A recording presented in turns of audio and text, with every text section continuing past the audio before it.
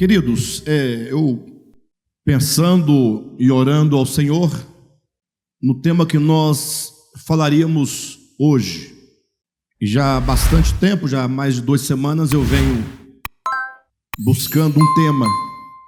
Geralmente, final de ano, as mensagens que são ministradas são aquelas mensagens motivacionais, né? Motivacionais. Eu não gosto de mensagem motivacional. Eu sou uma pessoa um tanto estranha, né?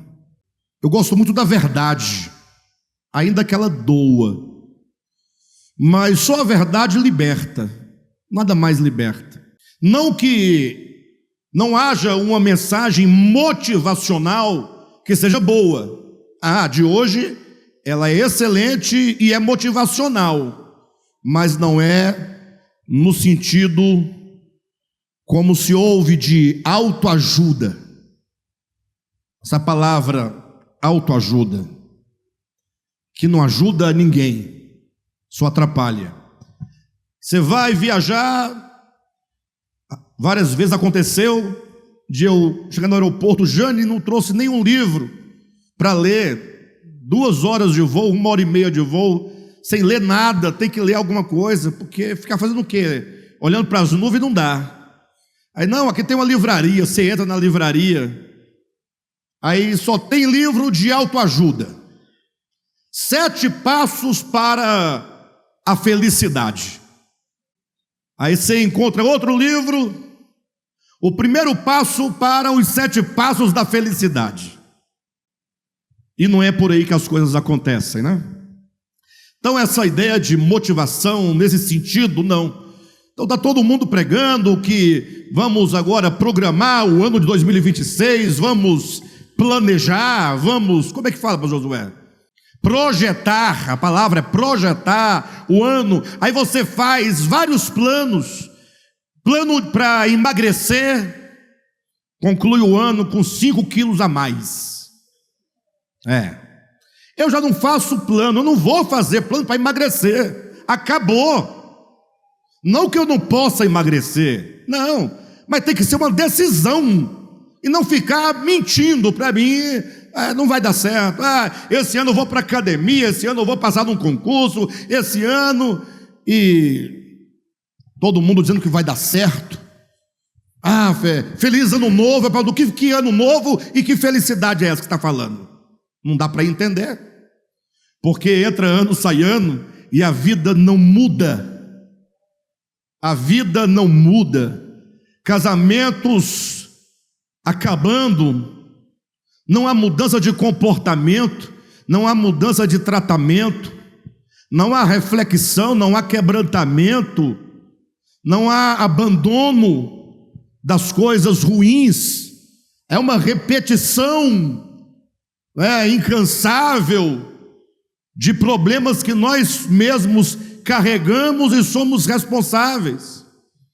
Logo, eu só acredito que possa haver alguma mudança real na vida do ser humano quando a consciência é despertada, ou, se você quiser, iluminada, ou, se você preferir, expandida. As mudanças verdadeiras só acontecem no âmbito da consciência. No âmbito da consciência. Fora dela, tudo mais é muita bobagem. Então, pensando em algo que eu pudesse trazer para vocês, uma mensagem que pudesse, primeiramente, apontar para aquilo que nós somos, para que nós não venhamos a viver mais um ciclo e mais um ano, sem nem mesmo entender aquilo que nós somos e como nós funcionamos e como Deus nos fez. Para daí você então, no segundo momento, estabelecer algumas questões de natureza prática e não teórica, que você deve ter diante de você, e não é fazer voto que vai realizá-las, não, mas é saber que existem, para que em algum momento você se decida pelo caminho certo. Essa mensagem é para mim, é para vocês, é para todos nós. Eu quero, portanto, começar essa reflexão com vocês, convidando vocês a olharem do ponto de vista da história, como que o homem pensou a si mesmo. Não pensa que é só você ou só nós que estamos pensando sobre o homem.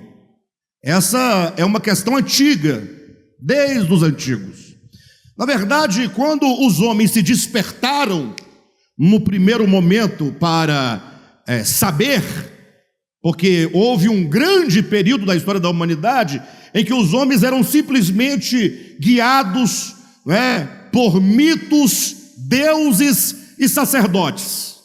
Os deuses, os mitos que explicavam os deuses e os sacerdotes que intermediavam entre os deuses e os homens.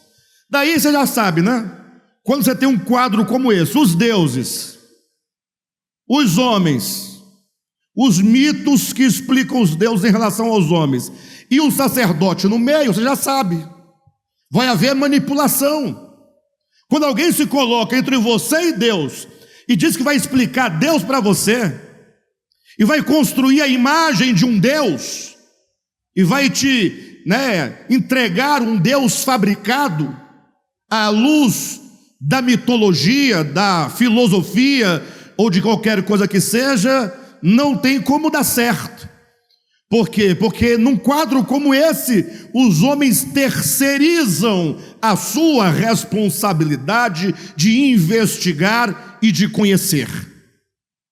A melhor coisa que tem é você ter um Deus e um pastor, porque qualquer coisa que der errado, você culpa qualquer um dos dois. Você não é responsável. Se der errado, foi o pastor. Foi o pastor. Lembrei de uma situação muito interessante agora. Mas então, o fato é que, quando se tem um quadro como esse, os deuses de um lado, o homem de outro, e um sacerdote no meio, para explicar todas as coisas, nesse momento você não tem que pensar, você não tem que refletir, você não tem que investigar, você não tem que questionar, você tem que só acreditar. Mais nada. E daí então, esse foi o período mais infrutífero do ponto de vista da espiritualidade do ser humano. Porque você vive uma vida não somente estagnada, mas uma vida mecânica. Você vai lá, oferece um sacrifício, porque o Deus exige um sacrifício. Então, se ele exige, você pega o sacrifício e você entrega o sacrifício. Essa é a relação com o sagrado. Tem que fazer uma reza, aí você aprende a reza, você vai lá e faz a reza, mas você não tem o coração daquilo, você não tem compreensão daquilo, é só um ato mecânico. Mas, de repente, os homens se despertaram. Falou, opa, peraí, tem alguma coisa errada em tudo isso. Aí, uma parcela da humanidade, alguns representantes da humanidade, alguns gênios da humanidade, começaram a pensar: deve haver alguma essência que nós desconhecemos. Nós vemos a multiplicidade de coisas no mundo. Deve haver uma explicação que não seja desses mitos e nada disso, desses deuses. Deve haver alguma coisa que nós possamos conhecer e investigar. Uma essência primeira. Foi o tempo da chamada Físis.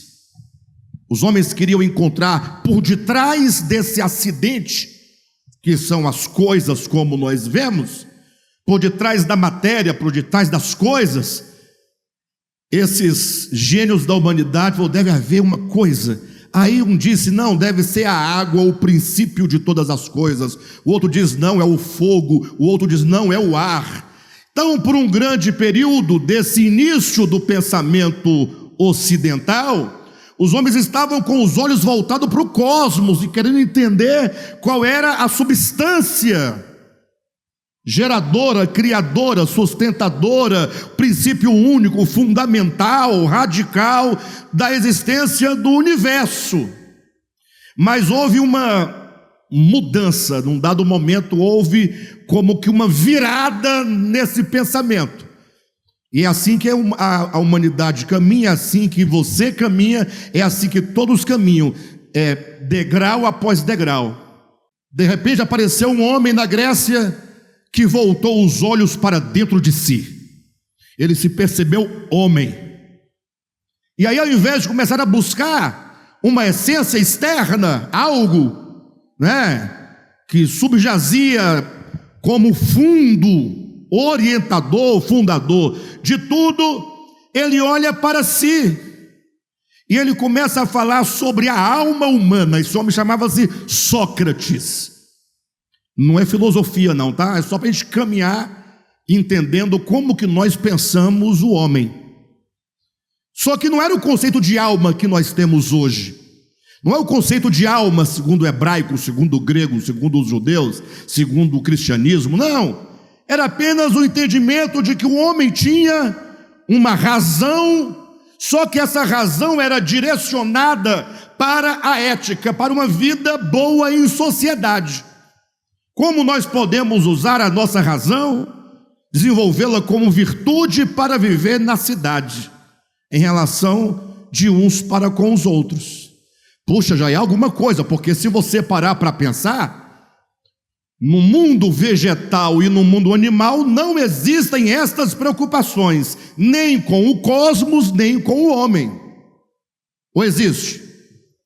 Já imaginaram um cavalo refletindo?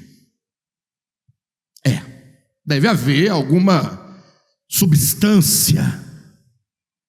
Não, o cavalo quer comer capim, mais nada. Eu já contei umas 10 vezes aqui, mas é porque essa imagem nunca saiu da minha mente. Eu estava indo para um determinado lugar e passei, tinha um cavalo numa esquina, e não sei qual era o problema dele, mas ele estava com a cara assim na parede, ó. Quando um animal, uma pessoa, qualquer coisa, coloca a cara na parede, fica olhando para a parede, deve estar com muitos problemas, não? Passei, fui embora. Depois de umas 2 horas, quando eu voltei, estava lá o cavalo do mesmo jeito, olhando para a parede. Falei, deve estar doente. Mas é porque, na verdade, se você for bem pensar, a vida do cavalo é só uma vida instintiva. Ele come, ele nasce, não é? Ele se nutre, ele se alimenta, mas nada, ele não tem reflexão. Ele é só um animal. Mas aí, de repente, Sócrates começa a falar, não, gente, olhe para você. Você é um homem. Embora todos nós sejamos homens no sentido geral da palavra, mas o fato é que poucos, até hoje, século 21, ainda não se descobriu o homem, porque há muitos vivendo ainda antes dos pré-socráticos, vivendo entre deuses e sacerdotes e mitos. Alguém que entregou a sua vida, terceirizou para outros cuidarem. O médico cuida da sua saúde, o pastor da sua alma, da sua salvação, o governo do seu dinheiro, e as coisas dando errado, e você, não foi o governo, não foi o padre, não foi a igreja, não foi Deus, não foi o diabo. Muitos ainda não descobriram que é um ser humano e que precisa assumir a responsabilidade da sua existência. Foi em Sócrates que surgiu a ideia, conheça-te a ti mesmo. Todo mundo sabe essa frase, mas talvez não entenda com exatidão o que ela quer dizer. Essa frase hoje pode ser até mesmo um jargão. Todo mundo que quer falar uma coisa bonita para se parecer sabido, é como dizia Sócrates, conheça-te a ti mesmo. Ai, a maravilha. Mas no tempo de Sócrates, isso foi como uma bomba lançada, como que chamasse os homens para olharem para si. Mas ainda, este homem socrático ainda era um homem ético, é o homem da ética. Mas já está bom, é um avanço, vai avançando. Veio Platão e disse, olha, tem mais coisa aí, tem mais coisa. E aí Platão apontou para o alto e disse que havia um mundo superior, um mundo das ideias, um mundo, né, do eidos, um mundo verdadeiro. E daí agora ele diz que o homem, porque é homem, e como homem, ele não somente tem que ter uma vida ética, nesse plano horizontal, mas agora ele tem que se elevar buscando esse mundo perfeito, como quem busca o bem maior, o belo, a justiça, a verdade. Começa a surgir aí explicitamente uma ideia metafísica. Vocês estão entendendo? Mas já é um avanço, né? Tudo isso mostra o que é o homem. O homem que pensa em si, na sociedade, na polis, na ética, e agora começa a se despertar para algo. Só que esse bem, esse belo também não é o conceito de Deus que se tem hoje. É muito diferente. Mas já é uma coisa muito bacana, não? Mas aí veio depois Aristóteles, e aí esse aqui falou, bem, o fato é o seguinte, presta atenção. Precisamos identificar qual é o elemento que existe no homem que o torna um homem. Estão entendendo? Chegamos na mensagem. Qual é o elemento? Por que você não é um elefante? Ou por que você, embora com essa mesma forma e aparência, não é como o cavalo, como a vaca, como o sapo, a lagartixa? Dizia Aristóteles, tem algo aí no homem que o caracteriza acima de tudo, que o torna homem. E aí Sócrates cunhou na filosofia a palavra logos. Ele disse, o homem tem o logos dentro de si. Não era ainda o logos de João, calma, tudo é um avanço, vai avançando. O logos, ele diz, é a razão. O homem é homem porque ele reflete, ele tem abstrações. O homem é homem porque ele tem a palavra, o logos, porque ele fala, porque ele tem uma linguagem articulada, porque ele faz discursos. Entenderam bem? O homem é homem porque ele tem, e agora o logos vai surgir aí como, digamos assim, como um princípio lógico. O homem tem a razão, o homem é um ser lógico, ele é racional. Logo você não tem desculpa para dizer que vai viver como vivem os animais. E por muito tempo perdurou e permaneceu esse postulado de Aristóteles: o homem é um ser racional, o homem é um animal racional. Já ouviram falar disso? Aí o crente fala, não, o homem não é um animal. Isso é bobagem, está falando bobagem. Você tem que voltar para compreender o pensamento, como foi se construindo lá atrás. Até porque Aristóteles dizia, olha, a questão é o seguinte, as plantas têm alma. Só que a alma das plantas, ela é apenas uma alma vegetativa. Os animais também têm alma vegetativa, né? Porque está viva, se nutre, só que o animal também tem um instinto, então essa alma vai ficando mais complexa, e quando chega no homem, o homem também tem todas as características anteriores, mas agora a sua alma, além de tudo que tem as plantas e os animais, tem razão, é o logos aristotélico. Bem, mas vamos parar por aqui, porque senão vai virar uma aula de filosofia. Mas eu quero que você compreenda que Deus te fez de um modo particular. Você não é uma vaca. Bem, mas o fato é que por muitos anos prevaleceu a ideia que o homem se distingue de tudo que há ao seu redor por causa dessa tal da razão. Até que, chegando à modernidade, século XX, um camarada, outros falaram antes, mas esse marcou bastante. Ele disse, não, mas tem alguma coisa a mais. Não é só uma razão porque o homem fala, porque o homem dialoga, porque o homem faz discursos, porque o homem reflete. Existe uma coisa no ser humano que distingue o homem em última instância. Distingue o homem em última instância. E se você não alcançou esse ponto ainda, é porque você não desenvolveu ainda toda a sua humanidade. E se você já sabe disso, mas talvez você não desenvolveu isso, e você tem medo disso, você resiste a esse último degrau da excelência e manifestação do que é o homem. Um certo filósofo do século XX disse que o homem tem uma coisa nele, uma essência nele que o distingue.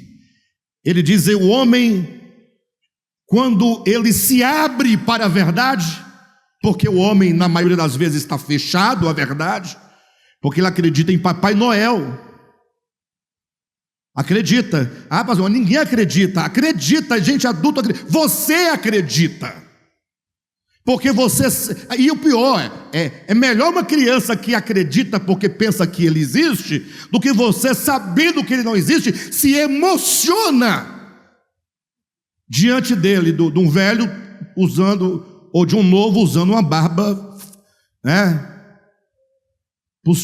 postiça, né, como é o nome? Postiça, é isso aí, se emociona. Quando você vê as luzes, você fica com ele cheio d'água. Mas, disse, olha, o homem tem uma coisa dentro dele, que quando ele se abre, ele tem uma abertura para a verdade, quando ele começa a olhar o mundo com autenticidade, ele se descobre jogado no mundo. Eu vou perguntar, mas ninguém vai responder. É só retórica. Você já se sentiu lançado no mundo? Se você não se sentiu ainda, é porque você vive num mundo de ilusão. Eu fico vendo minhas filhas, agora está começando a mudar um pouquinho, mas muito lentamente, quase nada. Acorda 10 horas, 11 horas da manhã. Aí vai para a mesa e tem pão de sal, bolonha ouro da Perdigão, manteiga e também. Aí olha assim, não quer, vai dormir de novo, dia todinho no celular. Meio-dia, o que tem para comer? Aí come, bebe, dorme, dança, fuma narguilé, e o pau quebra, e vai daqui, vai dali, e o mundo quebra, acabando com tudo, e rindo o dia inteiro, e rindo a noite inteira, dorme, dormindo, sorrindo, acorda sorrindo. Em algum momento a pessoa tem que olhar para o mundo e ver que o mundo é um mundo grave. Para usar uma expressão de João Guimarães Rosa, no seu livro Grande Sertão Veredas, ele vai dizer: viver é perigoso. A história de Buda, do Gautama, não sei se vocês sabem, mas pelo menos como contam, que ele era um príncipe que vivia num castelo preso. Então para ele a vida era o castelo ali, ó, riqueza, poder, dinheiro, tudo do bom. Um dia ele escapuliu e aí ele viu o mundo como ele é. Se deparou com um mendigo, se deparou com um enfermo, se deparou com a fome, com a miséria. Então é um momento quando você sai daquele mundinho fantasioso e descobre que o mundo é mau, perverso, o mundo é triste, o mundo tem fome, o mundo tem miséria, o mundo tem homens maus que vivem da desgraça alheia, da miséria alheia, da fome alheia. O mundo é um grande ringue, onde estamos constantemente lutando, nocauteando e sendo nocauteado.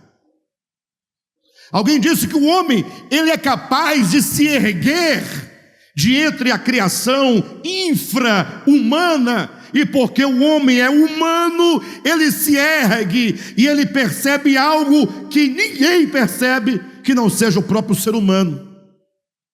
Não tem como, né? Uma vaca ficar olhando como o mundo é mau, a morte, não tem isso.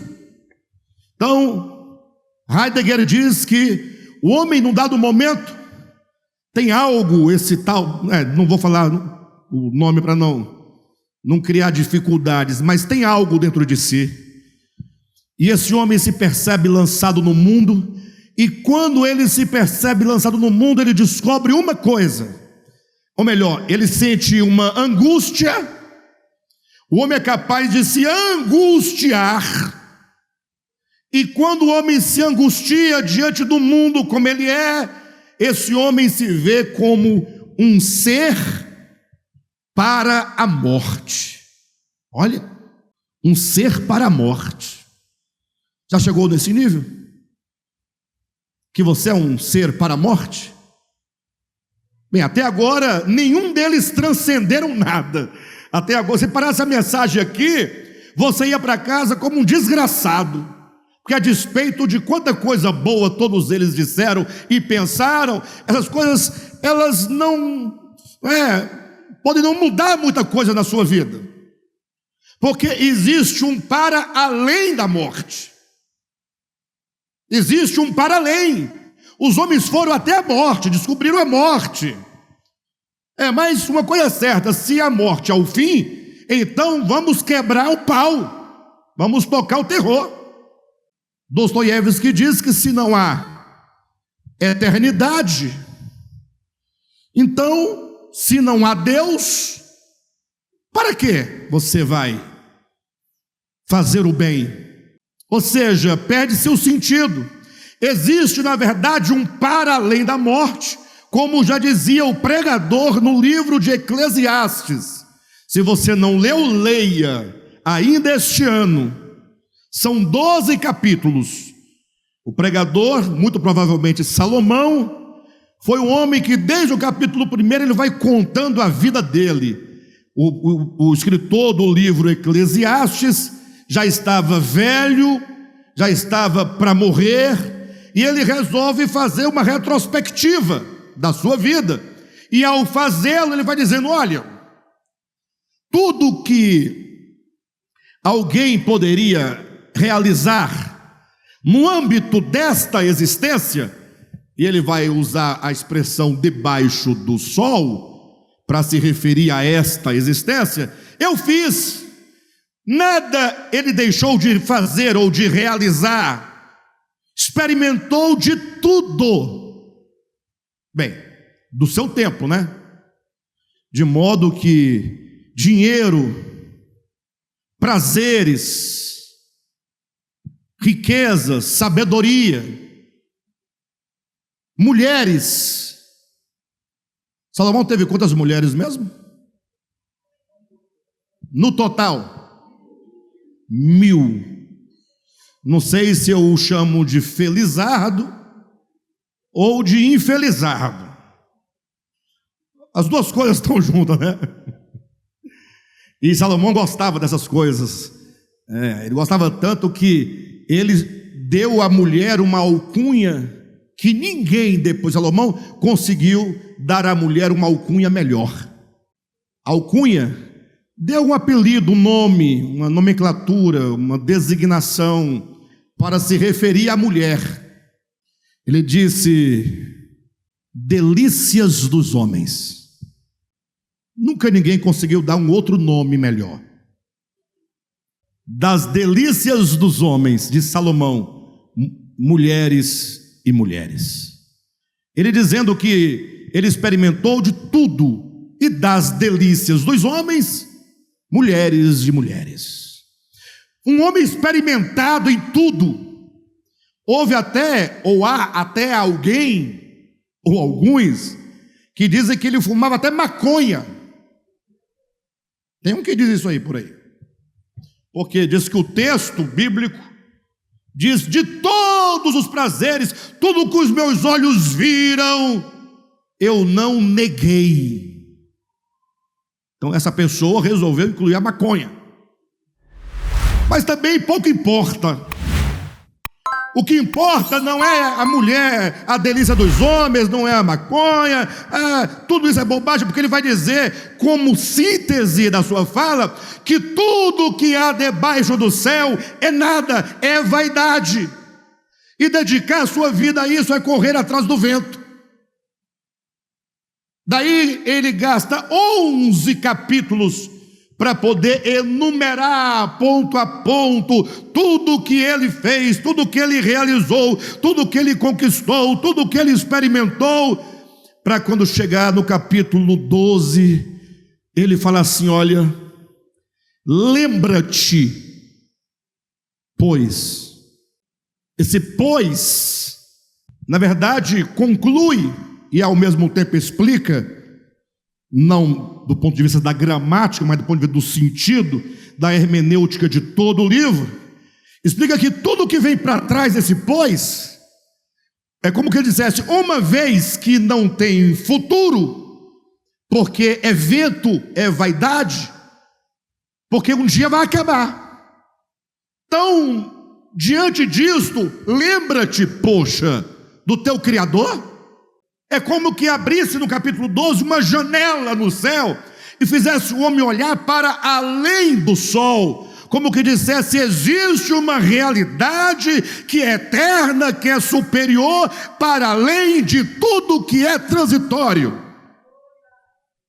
E enquanto o homem não se despertar para isto, ele não terá alcançado a sua plena consciência acerca de si mesmo, porque só o homem que pensa o cosmos, o homem que pensa a ética, o homem que pensa um mundo ideal, o homem que pensa o logos, a razão, o discurso, esse homem que pensa agora então a morte, a angústia e a morte, ele agora consegue olhar para além da morte.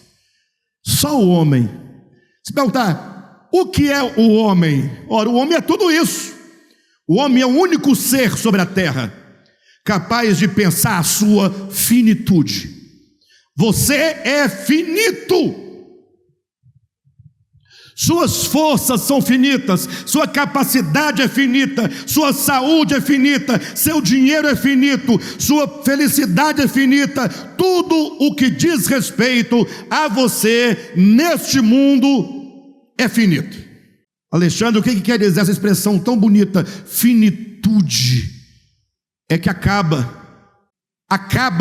sua beleza acaba, sua energia acaba. E olha aqui, vou te falar, viu? Nos tempos que estamos vivendo, no Brasil, ser velho é difícil, porque você perde sua função. Não tem mais nenhuma função, a não ser que tenha uma boa aposentadoria. Aí a função é servir aos filhos e aos netos com seu dinheiro. Só. Ah, mas eu ainda estou gastando um pouquinho, eu estou ainda assim. Amanhã não vai estar mais. Amanhã o seu estômago não vai mais aceitar a comida, você vai ter que comer comida por um canudo, depois por uma sonda. Não tem jeito. A finitude. E somente a finitude humana. E após a compreensão da finitude, o olhar para a eternidade e vislumbrar o eterno, é somente neste ponto, refletindo estas questões, é que você pode expandir a sua consciência. Só. Não que o evangelho pregado em outras formas, com outros temas, não seja suficiente. O problema é que quando você ouve o evangelho, você fala: não, é muito bom e é verdade, eu até acredito, mas por enquanto não, porque eu sou jovem. Você não diz isso porque eu sou jovem, mas porque você fala: não, está tudo certo, é porque agora eu tenho algumas questões ainda para fazer, para realizar, tenho que completar os estudos, tenho que me casar, tenho que comprar uma casa, tenho que ter filhos, tal. Vai chegar uma hora que vai dar tempo e vai dar certo. O problema é que nós ficamos postergando, e toda vez que nós postergamos aquilo que há de mais importante na vida humana, nós estamos simplesmente, quando fazemos isso, nós estamos simplesmente dizendo que nós ignoramos a nossa finitude. Sabe por quê? Porque você pode ser jovem, bonito, rico, sem problema nenhum, Cara com 25 anos, empresário, bonito, novo, saudável, malha, né? É o melhor, treina, né? Não malha mais, hoje treina, né? Toma shape, barriga toda bonitinha, né? Trincada, não come amido, não come carboidrato, não come açúcar, bebe café só um pouquinho sem açúcar, aquela vidinha, doido, não come nada, saudável. Tinha recentemente, um ano mais ou menos, tinha um camarada com 24 anos desse. Depois de tudo isso, ele usava tudo isso para influenciar pessoas da internet. O que aconteceu com ele? Morreu. Mas como morreu? A pergunta. Morreu porque é finito. Mas era novo. Comia aquelas massas velhas para malhar, engolia ovo cru. Não comia pão, nem pizza, nem hambúrguer. Morreu aos 24 anos de idade. A Rosirene conta uma história, salvo engano, acho que seja ela mesma, que ela conhecia uma pessoa jovem, se formou em medicina, a moça com quem ele namorava e era noivo, se formou em medicina, e aí, no dia que se formaram, se casaram. Então pensa numa festa badalada. Olha, casamento, formação, os dois formados, 2 médicos, 25 anos de idade. Tem coisa melhor?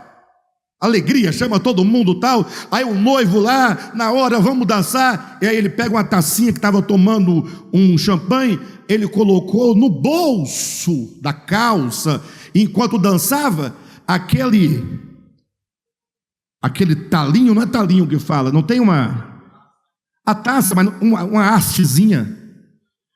A hastezinha fininha, quebrou ao meio, fez uma ponta e entrou numa veia aqui na perna, e ali mesmo ele morreu. Não é para que você fique com medo, não, porque com medo ou sem medo você vai. Hoje ou amanhã você vai. Não adianta ter medo, não adianta correr, não adianta tapar o ouvido, você vai. Bobagem sua.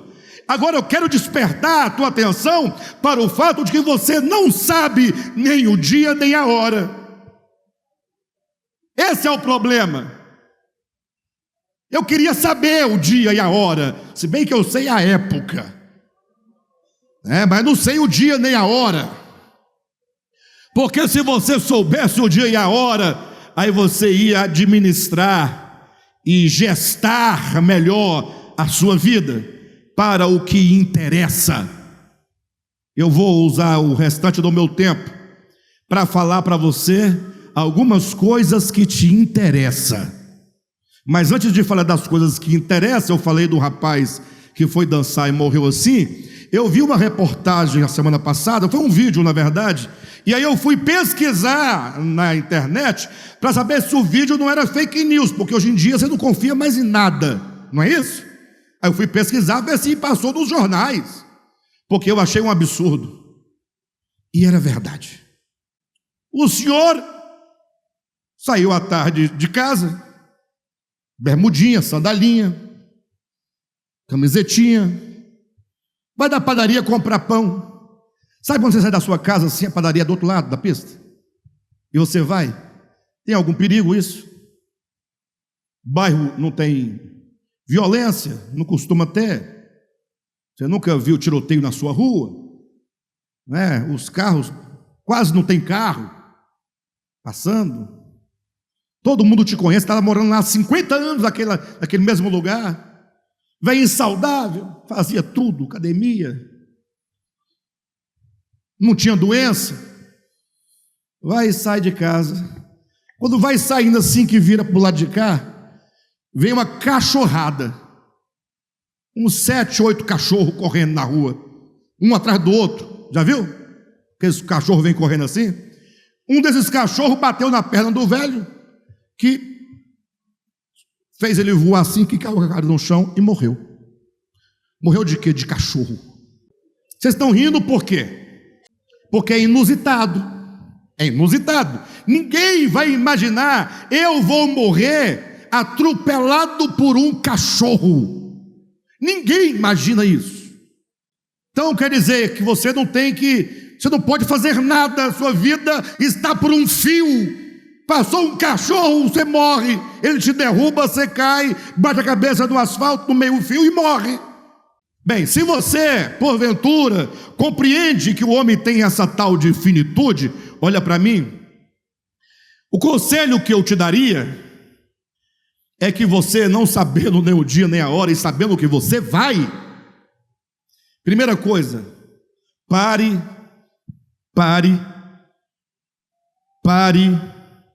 de ficar, eu não gosto desse assunto.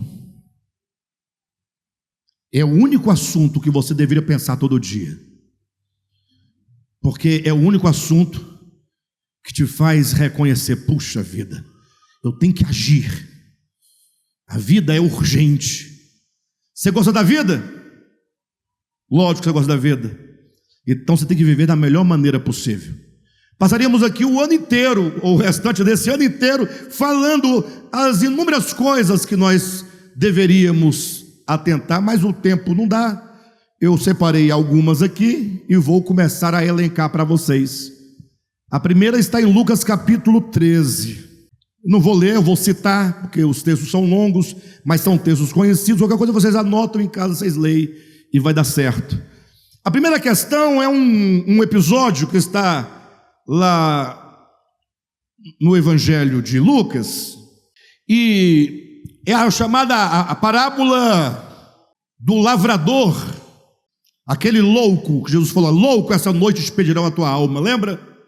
Mas para entender esse primeiro ponto, essa fala de Jesus na parábola, você precisa buscar o contexto imediato onde nasce a parábola.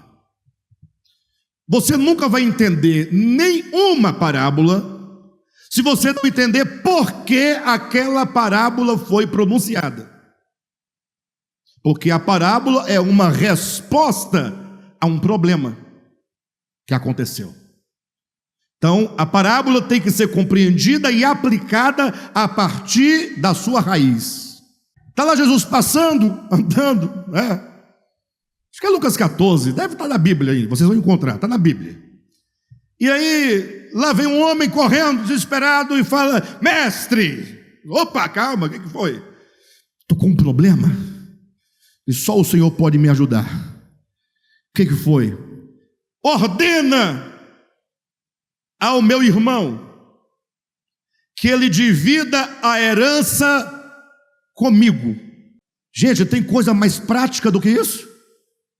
Mestre, meu pai morreu, deixou uma herança, e meu irmão não quer dividir.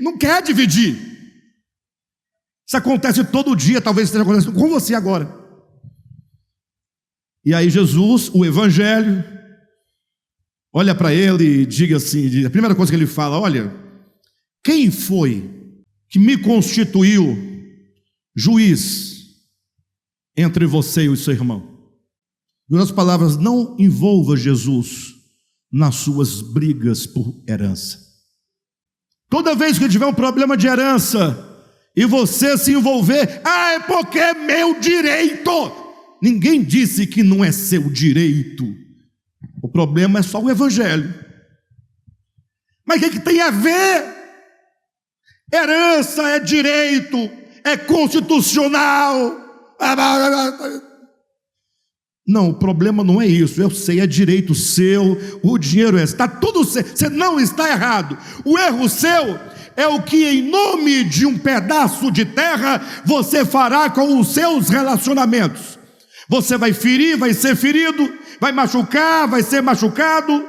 Você pode até matar ou pode até morrer. Ou não é isso? Ou seja, a violência vai se instaurar entre você e o seu irmão por causa de um pedaço de terra. Jesus fala, para fechar e que fica claro o que ele pensa sobre isso, ele diz, porque a vida de um homem não consiste na quantidade de bens que ele possui. Quem está entendendo? Então você aí que veja, o problema não são os bens, tá? Não. Daqui a pouco está todo mundo, eu vou morrer de fome porque... Não. O problema não é o bem, o problema não é a herança, o problema não é o inventário, não é nada disso. O problema é como você lida com essas coisas e se apega a elas de tal maneira como se ali estivesse a sua vida, e a sua vida não está lá. E para provar que a sua vida não está lá, Jesus conta a parábola, dizendo: houve um homem que num dado momento da sua vida, a sua terra produziu abundantemente. Então até agora, só coisa boa. Um homem rico, não é pecado ser rico, porque Jesus não vai dizer nada sobre o fato de ele ser rico, até porque não era uma riqueza adquirida desonestamente, mas ele plantou no seu campo e o campo produziu. Isso é bom, trabalhou, produziu, deu muito, abundantemente. Até aqui não tem problema algum. O problema é como este homem lida com essas questões dos bens, da propriedade, da herança, do dinheiro, da riqueza. Esse é o problema, está em como o homem olha, como ele lida. Diz Jesus na parábola que, olhando o homem, falou: vixe, o que eu faço agora? Meu campo produziu mais do que eu esperava. Puxa, a parábola podia ser diferente. Podia ser: poxa, o que eu vou fazer com isso? É muita coisa. Eu preciso chamar meus amigos, meus vizinhos, sei lá, alguém para me ajudar a administrar isso aqui. Eu vou precisar de um tanto, porque eu vou ter que continuar plantando. Minha família precisa de outro tanto. Mas tem pessoas que este ano não recolheu nada. E vai comer o quê? Quem não recolheu nada? Quem não recolheu nada, dane-se. Esqueceram que existe uma palavra técnica muito convencional nos dias de hoje? Meritocracia. Ouviu falar disso? Quem te enganou que onde você vive tem meritocracia? Quem te enganou? Se eu trabalhei, eu tenho os meus méritos. Se ele não trabalhou, ele não tem os méritos. Você já passou fome? Não, nunca. Já passou necessidade? Já acordou de manhã e não tem ninguém em casa, e na geladeira não tem nada para comer? E no fogão também não tem nada para comer, e no armário também não tem nada para comer? Já aconteceu? Eu já passei por isso. E eu pergunto: onde é que estava o meu demérito quando isso me aconteceu? Estou perguntando para vocês.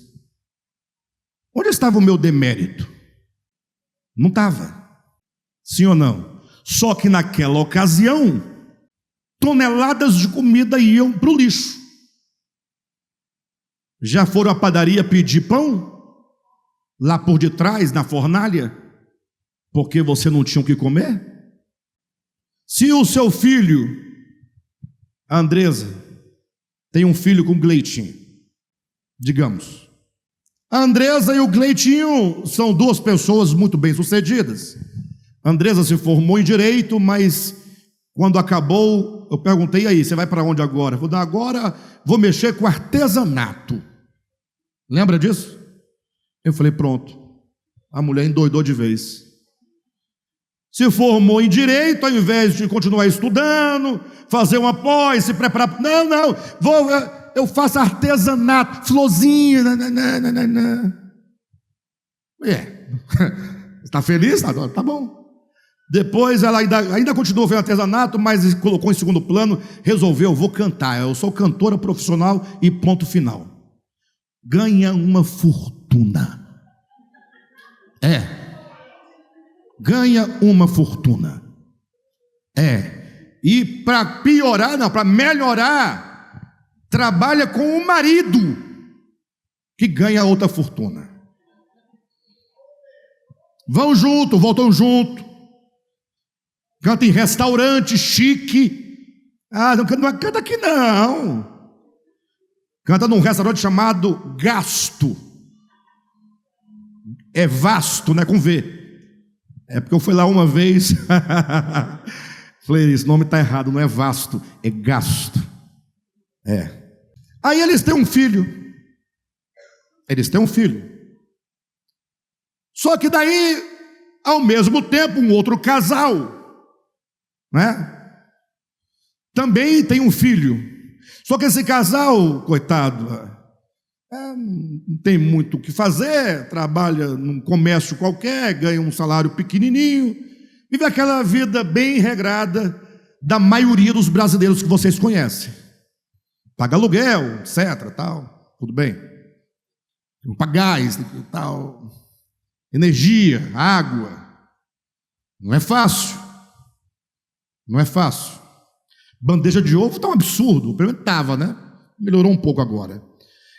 Daí o filhinho desse casal cresce, o outro filhinho vai crescendo.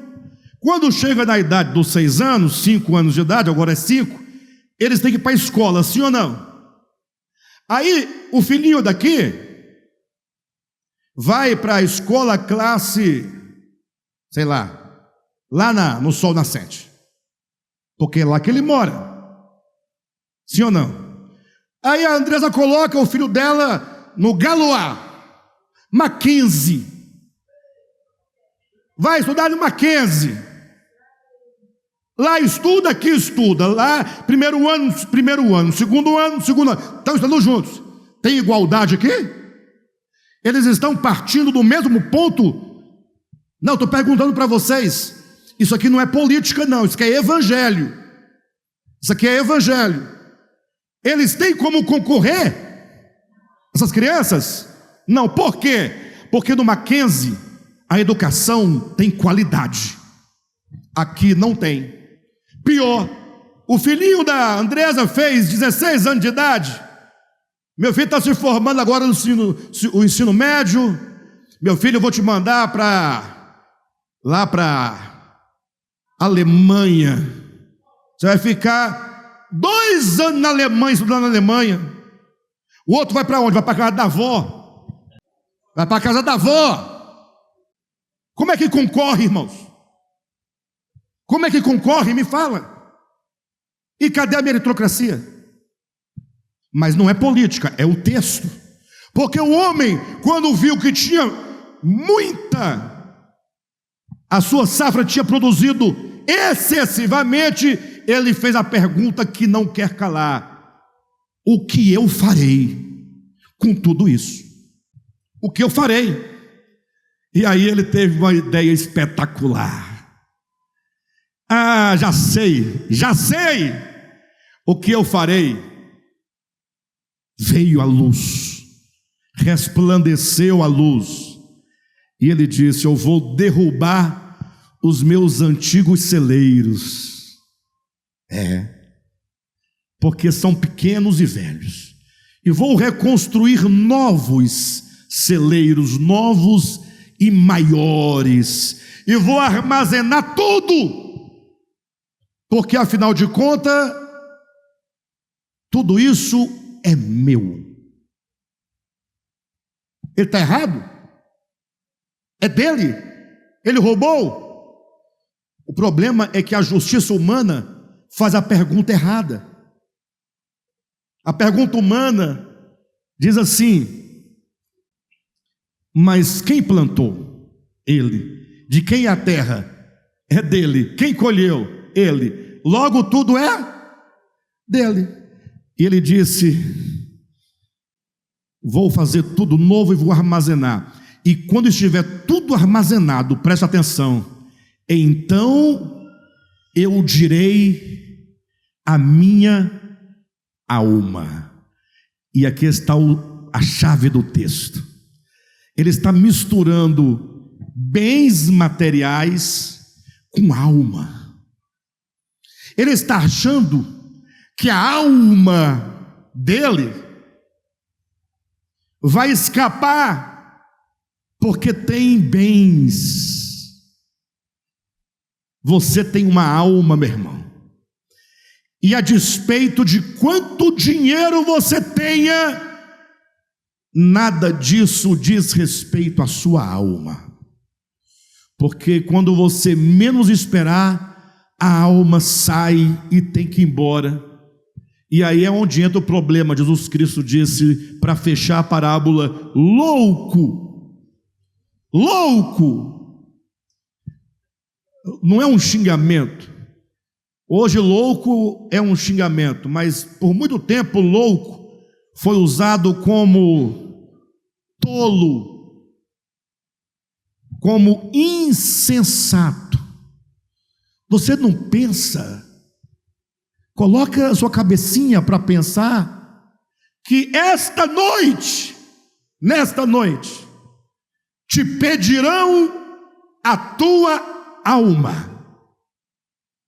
E o que tu tens reservado? Para quem será? E aqui acaba a parábola com esse golpe.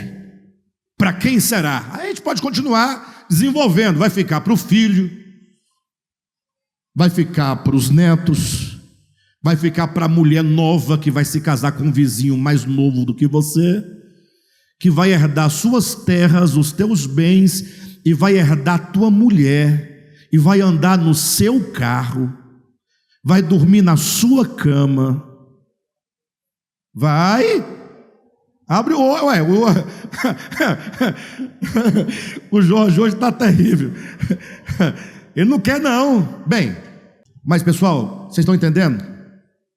Então, esse primeiro ponto que eu trouxe para nossa reflexão, demonstrando a praticidade da nossa vida, é o seguinte: primeiro, coloque as pessoas no seu relacionamento como pessoa. Não lide com as pessoas enquanto aquilo que elas podem te dar,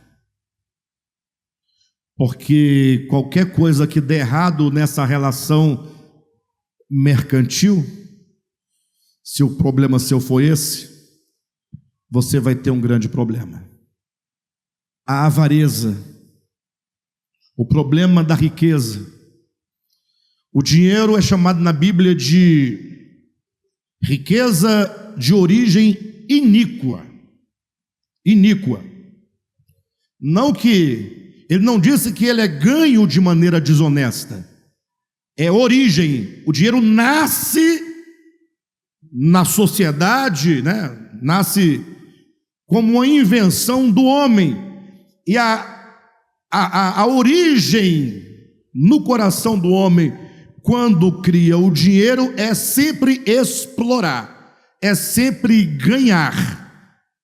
Nunca é vamos criar o dinheiro para distribuir. Nunca é vamos criar o dinheiro para todos terem acesso. Vamos criar o dinheiro para todos. Não, nunca foi. Bem, quem diz que é de origem iníqua é Jesus, tá, pessoal? Se alguém tiver alguma coisa contra, leia lá Lucas no capítulo 16, e aí você resolve com ele, com Jesus. Eu só transmito a mensagem dele. Beleza? Bem, pessoal, então segue aí o ano que vem, 2026. Como é que você vai agir em relação ao dinheiro? Essa é uma questão crucial. Se você entender sua finitude, e se você entender que esta noite poderão pedir a sua alma, o seu relacionamento com bens, com propriedades, com dinheiro vai mudar.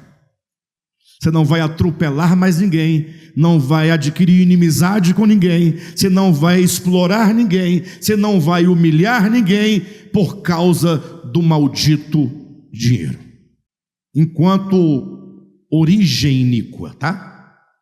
Porque ele pode ser uma bênção se você sublimá-lo. Você pode ganhar na Mega Sena da virada R$1 bilhão. Não tem maldição nisso. Eu falo na quantia, só R$1 bilhão. Agora acabou tudo. Primeira coisa, você nunca mais pisa o pé aqui. Tá, já deu errado, né, irmão? Não vai trazer nem o dízimo. Brincadeira à parte, mas o fato é que você pode sublimar os seus recursos de toda mundanidade, sublimá-lo de do aspecto terreno, sublimá-lo da maldade, sublimá-lo e transformá-lo num instrumento de bênçãos para você, para a sua casa, para os seus filhos e para o seu semelhante. Tá bom? Se Deus me permitir, eu volto com essa mensagem outro dia, senão vai dar certo. Tá bom?